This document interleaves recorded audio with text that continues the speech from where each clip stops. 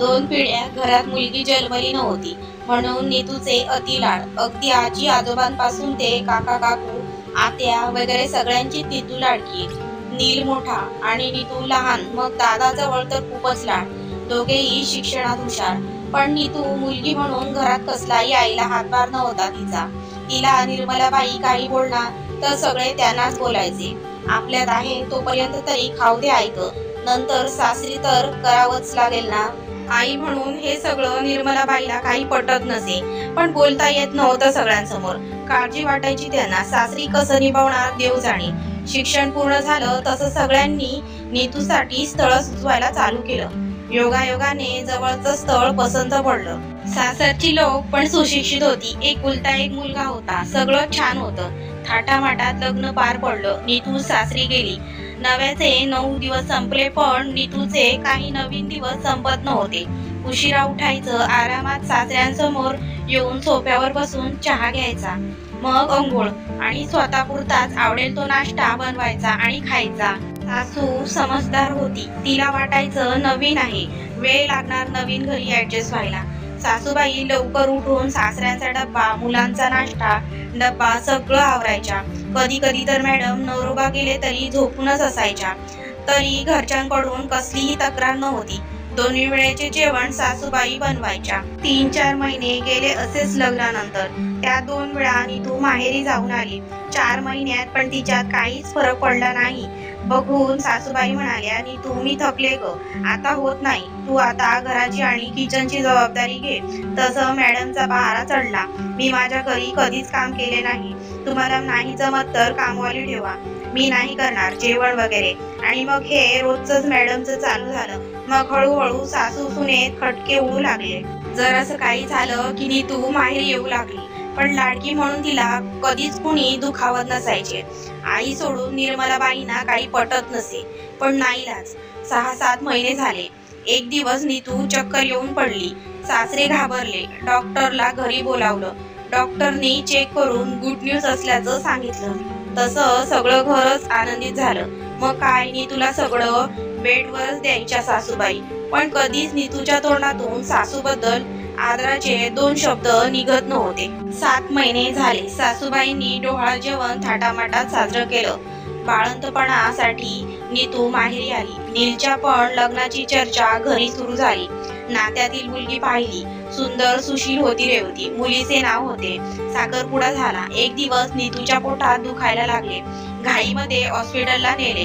थोड्याच वेळात डॉक्टरनी येऊन सांगितले मुलगी झाली आहे, बाळ सुखरूप आहे.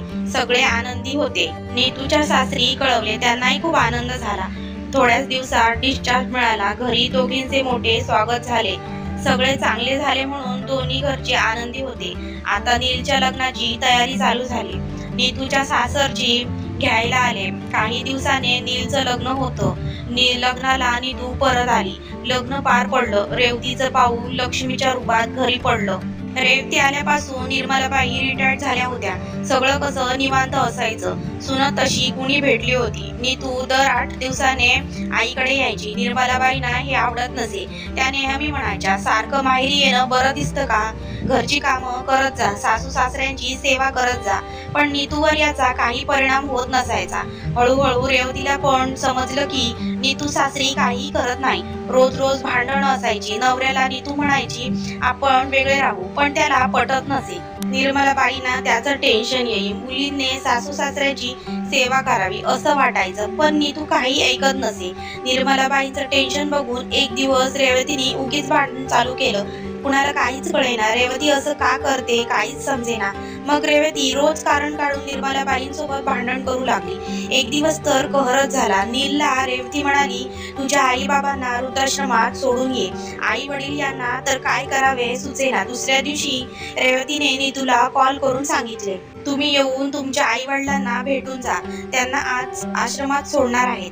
नीतूचा पहारा चढला. धावाधावात माहेरी आली. सोबत बाळ आणि नवरा पण होते. रेवतीला जाब विचारू लागली, तू कोण? आई वडिलांना आश्रमात पाठवणारी? आणि काय रे दादा, काल परवा आलेल्या बायकोच्या तालावर नाचून जन्मदात्यांना आश्रमात सोडायला निघालास. तुला थोडं पण काही वाटत नाही का? अरे ती आता आली, पण तुला तर माहित आहे ना आई बाबांनी किती कष्ट घेतले ते तुझ्या शिक्षणासाठी, नोकरीसाठी. कसं विसरू शकतोस तू? नील खाली मान घालून उभा होता. अरे दादा, बोल काहीतरी. बायकोचं ऐकून तुला ही वेळ लागलं का? तेवढ्यात रेवती म्हणाली, झाली ना आता तुमची भेट. आई बाबा गाडीत बसा, नील सोडायला येतोय आश्रमात. पुरेसे पैसे ठेवले तुमच्या बॅग मध्ये, लागले तर फोन करा, पण परत येण्याच्या भानगडीत पडू नका. उगीच आम्हाला त्रास. हे ऐकून मात्र नीतूचा स्वतःवरचा ताबा सुटला. तिने रेवतीवर हात उगारला. तसं रेवतीने क्षणात तिचा हात रोखून उत्तर दिलं, काय हो, तुम्ही मला ज्ञान शिकवता आणि स्वतःच काय? तुमचा नवरा आश्रमातून आणलेला नाही ना? त्यांना आहेत की जन्मदाते. तुम्ही त्याचं बघा आणि मग माझ्यावर आरोप लावा. नीतूने हात खाली घेतला. बाळाला घेऊन नवरा उभा होता, त्याच्याकडे पाहिलं. त्याने तिची नजर चुकवण्यासाठी खाली पाहिलं आणि नीतूचे डोळे उघडले. आपल्या प्रेमासाठी घरातील सासू सासरे किती करतात आणि माझं ऐकून नवऱ्याने कितीची तिलाच लाज वाटू लागली. माहेरचा विषय तिथे सोडून नवऱ्याला घेऊन घरी आली. घरी येऊन सासू सासऱ्याचे पाय धरले, चुकीची क्षमा मागितली. तेव्हा तिकडे रेवती आई बाबांच्या बॅगा घेऊन घरात गेली सुद्धा. कुणाला काहीच समजत नव्हते. रेवतीने सगळ्यांची माफी मागितली. हे सगळं नाटक होतं नीतूना जाग करण्यासाठी. कारण सासू सासऱ्यांची सेवा हा सगळ्यात अनमोल आशीर्वाद असतो हे त्यांना समजत नव्हतं. म्हणून असं केलं. निर्मलाबाईंनी देवाकडे बघून हात जोडले. डोळे आनंदाश्रूंनी भरले होते.